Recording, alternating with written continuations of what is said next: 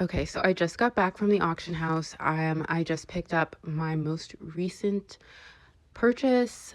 Um, I knew there would be I'm kind of upset because I knew there would be some damage, but I didn't realize how much. I mean, this is so beautiful. This is the Bulgari serpenti bag. I mean, the craftsmanship is amazing. It feels like a very substantial, it's got a bit of weight to it, not too much, but the damage is like crazy, and it's clearly not from wear because the inside is perfect. Like, I don't think anyone really ever used it, but I guess, like, look, put on, and I can't even complain because what I paid for this is like, I mean, it's cheaper than what you would buy. Like, I mean, you could probably spend like the same amount of money and get a bag at Target. Like, the amount of money I like bid on this is insane. I got an amazing deal, and beggars can't be choosers. But now I'm gonna have to go and get it repaired. Like, look, like, what even is that? And I tried to do like kind of remove a little bit, but like I can't. It's so annoying. And the chain is beautiful.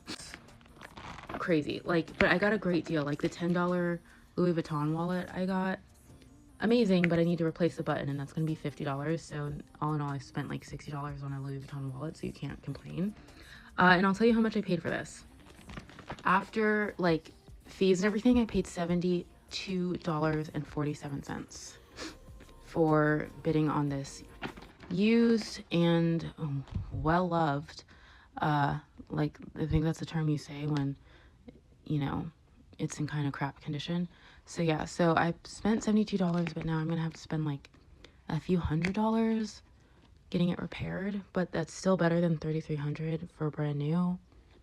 I don't know. I mean, I was kind of like in a blind fit when I bid on this because the last auction they had a black bag exactly like this, but I was outbid, so I was like, I have to get this one.